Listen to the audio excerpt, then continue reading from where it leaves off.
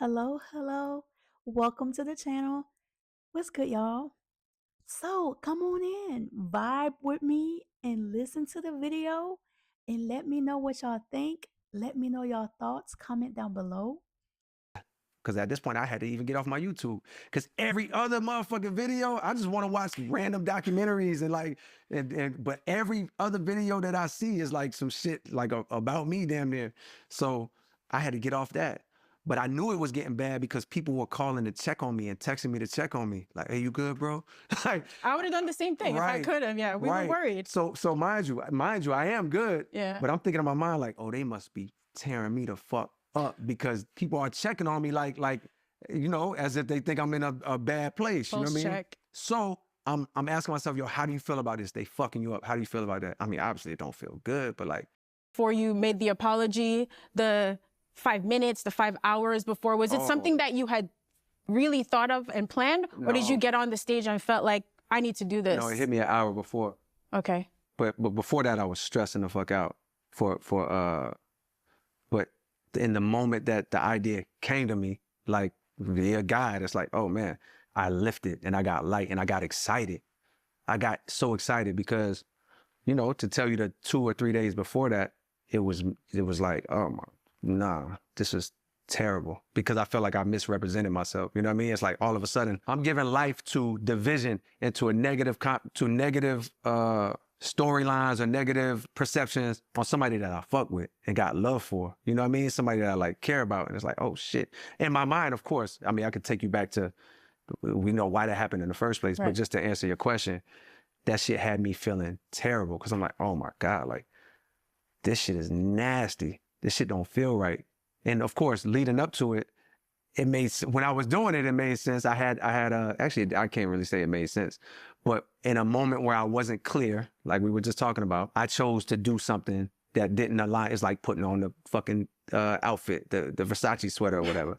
In a moment where I wasn't clear, I chose to go this way for reasons that I could tell you about. But all you need to know right now is like, yo, I felt miserable about it. Like literally, like my whole demeanor, my whole shit, my wife could tell. And so I'm like, oh my God, I gotta go on the stage and like come out here and pretend.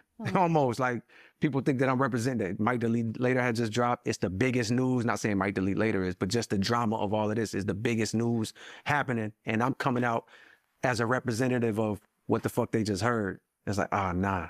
So an hour before it was like,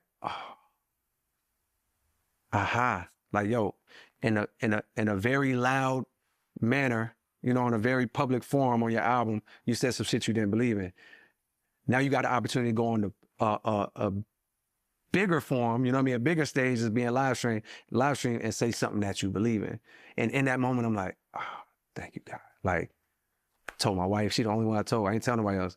I was like, yo, this is what I'm about to go do. She start crying because she know how I feel about him. You know what I mean? Like she knows, and she saw how it was weighing on me the 2-3 days before that. She could see in my whole energy, and she would even ask me, and I'm just like, yeah, I got a lot going on right now. Like, so when I go and do it, I felt even better than I felt knowing I was gonna do it. I felt like, if you'd have seen me that night, man, mind you, the demeanor of everybody around me. I was just going to say. Like, damn, nigga, like my man Barry from since the 80s, he Earth Gang, signed Earth Barry. Gang, and yeah. He'll always keep it real with you. 100%, that's my nigga. Like but he just sitting there like, he like, you a good dude, man. But he's almost disgusted about it. Like, he's almost hurt about it. And if you would have saw me, I'm just like, bro, like I feel amazing because now the world knows how I really actually feel. But this is what is mind blowing to me, right? But it's the type of stuff that like I think about.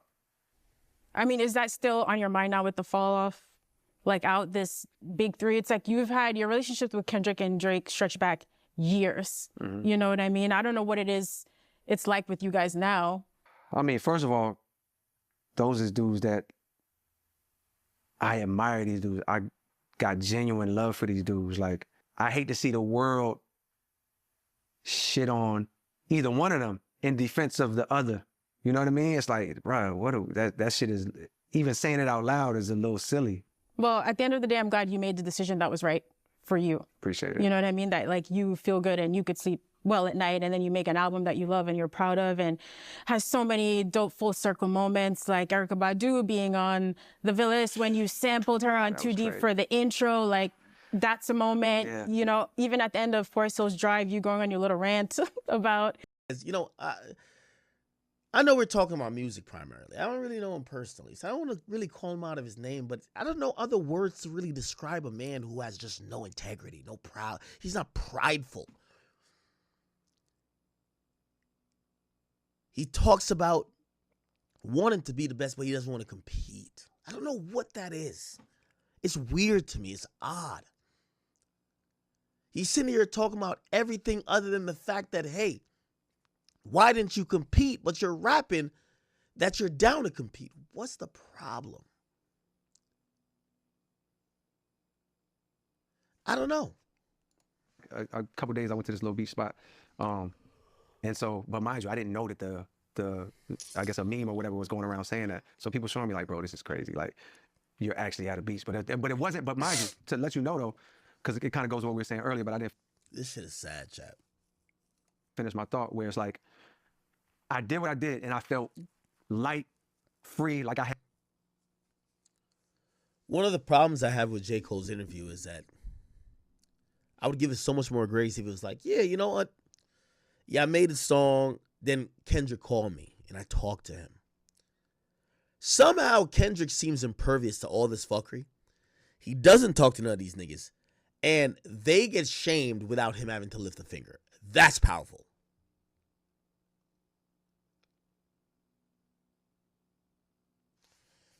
I don't know, bro. I had did the right thing for me. You know what I mean? I had made a wrong right. However, like, you know, the world, they don't give a fuck about that. And they fucking me up, like, in terms of, like, you know, they fucking me up, basically, like my name, reputation, boom, boom, boom. And so that was, although, like, you know, the lightness that I felt made it easier to deal with. Over time, I don't know how long that shit lasted. It felt like a very long time, but it was like over time I had to process that shit, and I had to get right, because, you know, of course at the time it felt like the right move, and it always felt like the right move. But there were times where the thoughts of like, damn, nigga, you're fucking done right now. You know what I mean? Like, that's what the world is saying. It's over. You know what I mean? Like that shit, not that it like, it wasn't dominant, but it was in my mind, and it was like, it brought up emotions and fears that I had to like sit with and fight. And so a part of my reaction to that was, oh man, I'm leaving out a critical part of the story. Cause But you got. Yo, Cole need to go to therapy, man. If rap music that has made you a millionaire, done so much for you, has got you where you're stressing over the fact that someone wanted to compete even though most of your rap's about competing, bro, change a diaper. Change your maxi pad. Bro, at least use a panty liner, or at least, motherfucker, like, god damn it, put the tampon in. How the fuck are you this shook of what you claimed you wanted? You said you wanted smoke. You said if niggas wanted to try, you would deliver. And it all comes down to you just not wanting to compete. It's sad. Here's my thing. If it was weighing on Cole so much after the fact, right? Him dissing Kendrick. Why was it so easy for you to diss Kendrick? probably was in the moment. But still, if it's weighing on you so much after the fact and your wife knows you stressing and blah, blah, blah, what about when you was writing the bars? It's probably What emotional. about when you went in the booth to record the bars? You write the bars, right? You think about what you're gonna say. Right. You make the words connect.